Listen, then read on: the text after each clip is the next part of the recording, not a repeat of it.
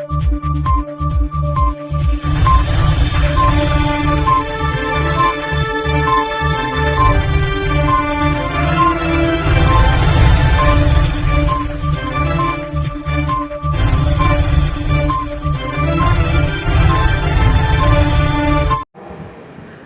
మీ జీవితంలో ఉంటే మీరు అద్భుతమైన ఫలితాలను మీరు అనుభవిస్తారని నేను నమ్ముతున్నాను. అలాగే understanding very important. It is very important understanding అనేది కుటుంబం ముందుకు సాగదు. అండర్స్టాండింగ్ నా సతీమణి ఎక్కడికైనా ఉండొచ్చు, ఏ పని మీద వెళ్ళచ్చు, నాకు ఒక కాన్ఫిడెన్స్. మా ఇద్దరు అండర్స్టాండింగ్ ఎలా ఉండాలి?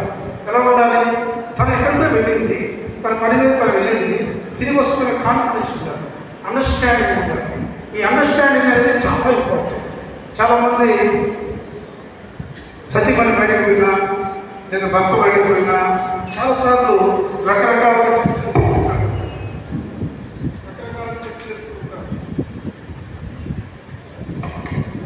చెక్ చేస్తూ ఉంటారు. తర్వాత చిన్న చిన్న గొడవ కూడా చూస్తుంటారు. అక్కడ చాలామంది నెంబర్ ఆఫ్ పీపుల్ అని చెప్పవచ్చు, వాళ్ళు వచ్చి సలహాలు అడుగుతుంటారు. నా భార్య నా మాట వినట్లేదు, నా భార్య నా మాట వినట్లేదు, నా భర్త నా మాట వినట్లేదు అన్నప్పుడు నేను నవ్వుకుంటాను. ఎందుకంటే దేవుడు ఏర్పాటు చేయబడ్డ ఈ నూతన దంపతులు ఎవరైనా సరే ఆ దినం వారి పెళ్లి దినం వారి నూతన దంపతులుగా ఏర్పరచబడ్డారు. వారు అండర్స్టాండింగ్ ఎట్లా ఉండాలి? ఒకటే మాట ఒకటే బాట అన్నట్టు వారు జీవించారు. అందుకని ఈ దంపతుల్ని అండర్స్టాండ్ వెరీ ఇంపార్టెంట్.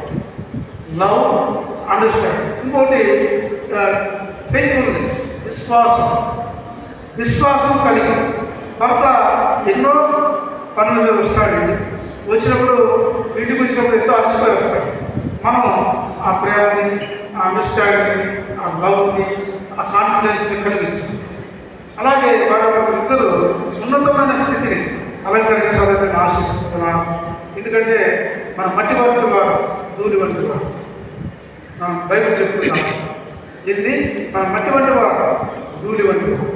మనల్ని దేవుడు ఒక ఎముకను తీసుకొచ్చి మనల్ని సతీమణికి పెట్టాడంటే ఒకసారి ఆలోచించాడు, స్త్రీకి పెట్టాడు. కాబట్టి దేవుని కృప చాలా అవసరం ఈ కుటుంబానికి.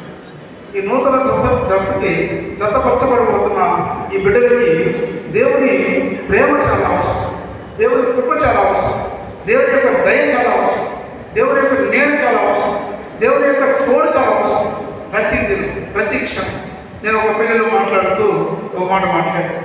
అసలు దాంపత్య జీవితం వర్ధిల్లాలి అంటే నా ఎక్స్పీరియన్స్, నా అనుభవం, నేను చూసిన కష్టాలు, నేను చూసిన బాధలు, వీటన్నిటికీ ఒక ప్రత్యేకమైనటువంటి సందేశాన్ని నూతన దంపతులకు అందించినారు. ఆ సందేశాన్ని మీ హృదయాలలో ముద్రించుకుంటే మీరు భాగ్యవంతులు అవుతారు. దేవుడు మీ కుటుంబాన్ని ఆశీర్వదిస్తాడు. మరి నాయకుడు చెప్పినట్లు ఒక 20 minutesలో ఈ వివాహ కార్యక్రమం ముగించబడుతుంది. నేను నిబంధనలు పలికిస్తాను, తర్వాత తాళి మరి కట్టబడుతుంది. ఈ సమయంలో వారికి గాలి మీ జీవితంలో కూడా మీరు అలా ఉండాలని. ఎక్కువగా బైబిల్లో ఫాస్టింగ్ గురించి ఉంది, అది మీరు చూడండి. మీకు రెఫరెన్సెస్ కావాలంటే పాస్టర్ గారు ఫోన్ చేయండి, చక్కగా మీ రెఫరెన్సెస్ చెప్తారు. అపోస్తలులో ఉంది, కొరింథీయుల్లో ఉంది, మార్కులో ఉంది, చాలా రెఫరెన్సెస్లో దేవుడు ఫాస్టింగ్ గురించి ఉంది. మనందరూ కూడా దేవుడు ఆశీర్వదించాడు. ఈరోజు మీరందరూ కూర్చొని బ్లెస్, మిమ్మల్ని ఆశీర్వదించబట్టి ఇక్కడ కూర్చున్నారు. అలాగే వీరిద్దరిని ఏర్పరచబడ్డారంటే దేవుడు ఇచ్చిన అవకాశం, ఆపర్చునిటీ. ఎంత అద్భుతమైన ఆపర్చునిటీ ఇచ్చాడు. వీరిద్దరు ఒకరినొకరు కలిసి జీవించడానికి భార్య చాలా అవసరం, తోడు చాలా అవసరం. ఇప్పుడు నా మిస్సెస్ హైదరాబాద్లో ఉంటుంది, అలాగే నా పాప అక్కడ చదువుతుంది, నేను ఇక్కడ ఒంటరిగా ఉంటున్నాను. నాకు తెలుసు ఆ బాధ.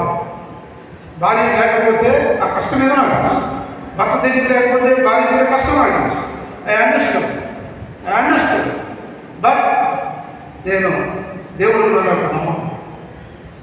దేవుడు ముందు పెట్టుకుని నేను ముందుకు వెళ్తుంటాను. కాబట్టి మీ జీవితంలో ఉన్నతమైన స్థానాన్ని అలంకరించాలన్నా, విలువ తెచ్చుకోవాలన్నా, మీ కుటుంబంలో మీరు ఉన్నతమైన స్థితికి ఎదగాలంటే ప్రార్థన. చాలా కుటుంబాల్లో స్త్రీలు 9 గంటలు చేసేవారు, ఆదివారం దినం కూడా 10 గంటలు వేసేవారు.